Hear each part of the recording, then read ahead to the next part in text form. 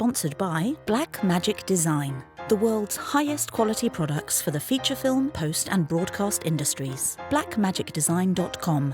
And by JMR Rentals, professional, digital, cinema and broadcast equipment rentals in Brooklyn, New York. jmrny.com.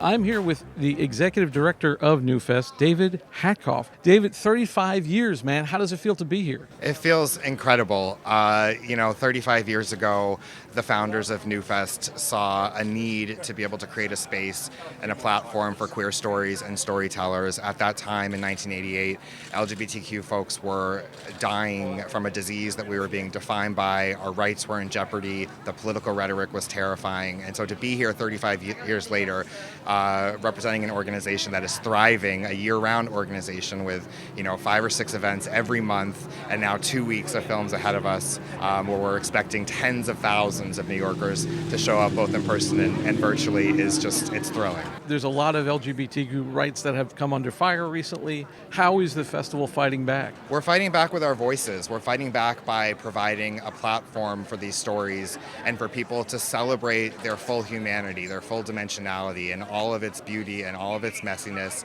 and by representing the full swath of the LGBTQ plus experience.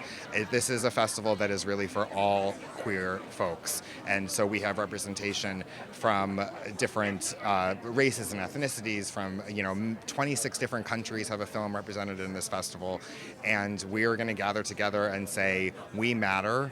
Our voices matter, our stories matter, and we deserve respect and rights. And so what do you see as coming up the future of the festival? How do you see it growing? We've grown so much just in the last several years, and we continue to grow. We have more screenings than we've ever had before. We're in more venues. We're in Brooklyn now, in addition to being in Manhattan. We introduced an industry program, so we're going to have really robust conversations about what's happening with queer film now and where we anticipate queer film being in the future.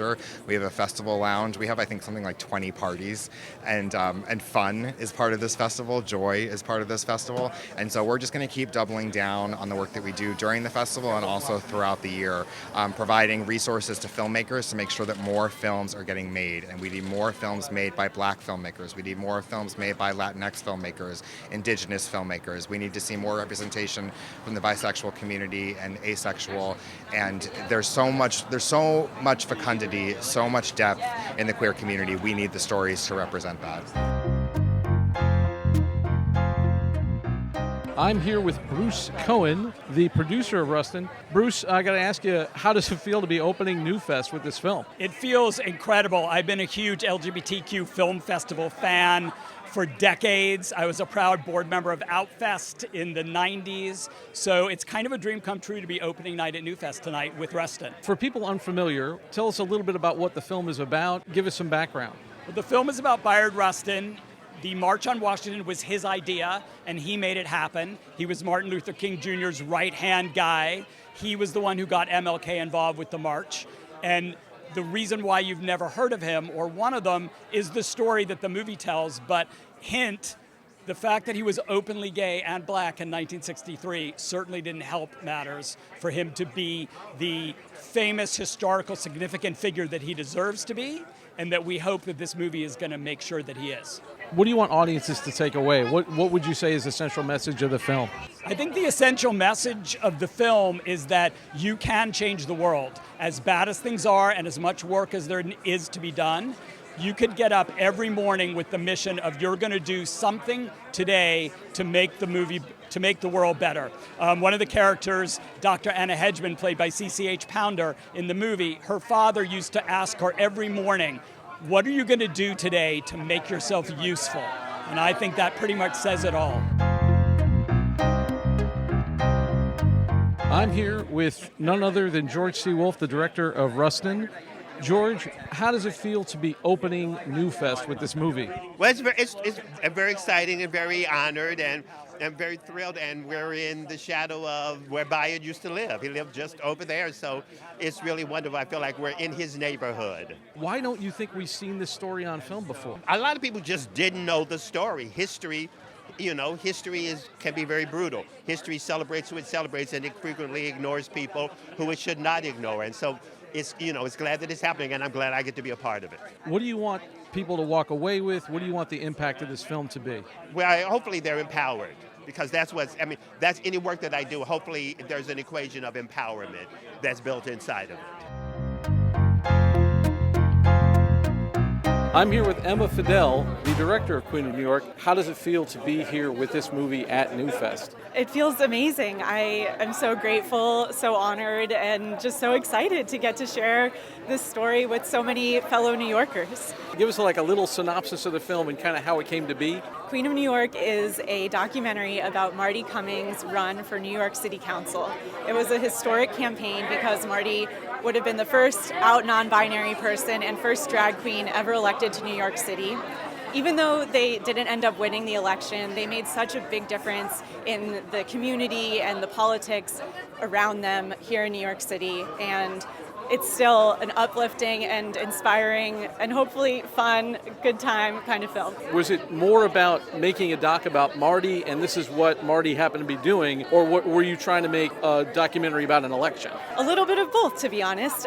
My background is in journalism and in political coverage, so I came to this from a political reporter background. But I have always loved drag, and when I heard that a drag queen was running for office, I said, that's a movie I want to watch. And so I tried to make it. Along the way, as many documentaries do, it grew and expanded to be something bigger than just Marti, and we actually followed 3 of Marti's opponents in the race, which was pretty unusual, given how much camaraderie there was between the 4 of them. And so I was really lucky to get to not just follow Marti's campaign, but actually 4 campaigns here in New York City. Did you have any expectations going in? Does election automatically give you an ending when you're trying to make a film like that? I think that there's going to be an outcome. You're not going to be in production for years, most likely. But of course, we didn't know if Marti was going to win or lose. When we started filming, Marti was in the lead in the race in terms of fundraising, but of course that's only one specific metric at the local politics level, and so we didn't know off the bat how good their odds were. As we filmed and as the campaign went on, it became clearer and clearer that they were really fighting an uphill battle, as so many queer politicians do. But especially in that district, it was really important for us to also follow their opponents, who we thought stood a really good chance of winning as well, so that we could see the campaign from all sides and make sure to include really authentic voices to the district we were covering. And, for people who see this movie, how do you want it to affect people?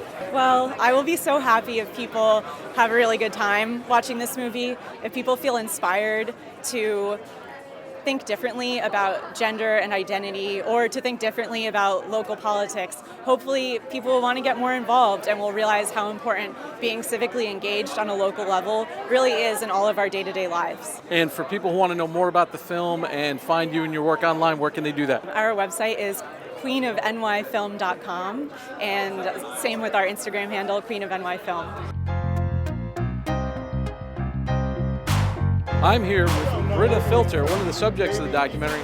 Britta, how does it feel to be about to see this film here at NewFest? It feels incredible. I'm so happy that this movie is being shown. It's the world premiere. We're all going to, I think it's really incredible to be with our community members and to really enjoy this incredible feat that Marti did. Can you talk a little bit about Marti and about your relationship with Marti? Marti Cummings was truly one of the reasons why I started drag. Marti is one of the reasons why I got active politically in drag. So it just means so much to see them really shine. Even though they didn't even win, it's a story about like how you can do whatever you want to do as long as you put your mind to it, and that's what Marti's doing. And do you yourself have political aspirations now? Oh, baby, I do 100%. I'm the national co-chair of Drag Out the Vote with Marti Cummings. They are my sis. We are saving democracy, one LGBTQIA plus individual at a time, making sure that they get registered to vote. We got a general election coming up on November 7th. Y'all be better registered. For people who want to find you and your work, where can they find you online? You can find me on everything at the Britta Filter. I'm here with Peaches Iman Cummings, one of the subjects of the documentary. Peaches, just tell me, how does this feel to be here tonight about to see this movie? It feels so good to be here. We've been working on this for 4 years, and it feels like it was just going and going and going, and we kept talking about when this happens, and now it's finally happening, so it's great to be here. Talk to me a little bit about Marti, your relationship with Marti, and how you got involved. Marti is actually my drag mother. She adopted me right around the same time that the film started being produced and worked on. And from there, I worked on her campaign. We were on Worst Cooks in America together. We were on Drag Me to Dinner together. So we kind of became a drag family. She also became one of my best friends in the whole world. And now we just kind of run the streets together. What is a drag mother? For the uninitiated, what is a drag mother? What does that mean? A lot of it is rooted in ballroom culture.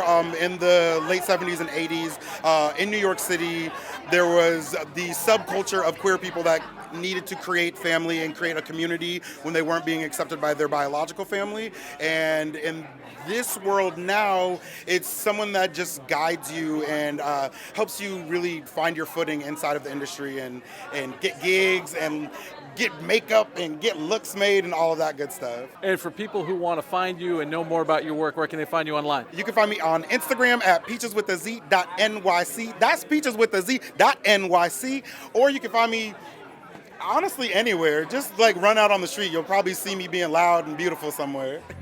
I'm here with Todd Haynes, the director of May December, and honoree here this evening. First of all, how does it feel to have your movie here at NewFest and also being honored? It's great. I've been coming to this festival throughout my career. It's New York City. It's where my career began. So it means a lot to be here and to be honored. Can you tell us a little bit about the film? Give us a little synopsis, what it's about. May December is the story of a scandal that occurred 20 plus years in the past, where an older woman seduced a young boy.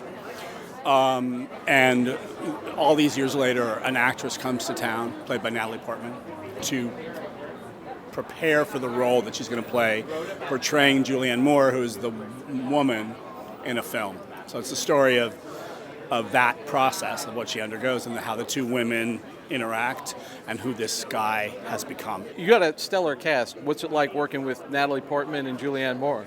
It's an amazing, humbling, astonishing experience every day on set. This is my 5th film with Julianne and my 1st with Natalie. But to watch the two of them share the screen in the film and the kinds of characters that they portray is something to experience. Can I ask how the movie kind of came about? Where did this come from? Natalie Portman sent me the script to May December at the height of COVID in 2020 by a young, emerging, and incredibly original screenwriter, Sammy Birch, and with a real confident point of view. And the script really cut through. There was a lot of stuff circulating at the time, and I was reading a lot of things, and I was also developing something else. But I started to talk to Natalie about it, and there was a second female role that was about Julianne Moore's age. And so I cast Julie as the second lead. And then the part of Joe, the husband, we cast Charles Melton in really an amazing, real dramatic debut for Charles, who's been on the show Riverdale. Getting this movie out there, you've been tearing up the festival circuit a bit with it. You're at New York Film Festival, and I think you're at Mill Valley as well. What's it like seeing this thing with audiences, and what do you want audiences to walk away with it? It's been a great process. We premiered at Cannes. We we opened the New York Film Festival. It's been at London and San Sebastian and Deauville and. Look, this is a film that really demands the audience play an interpretive role in reading and watching this story unfold. There's a great deal of humor, but it's a very disturbing story at the same time, and you're left in a kind of complex uncertainty as a viewer.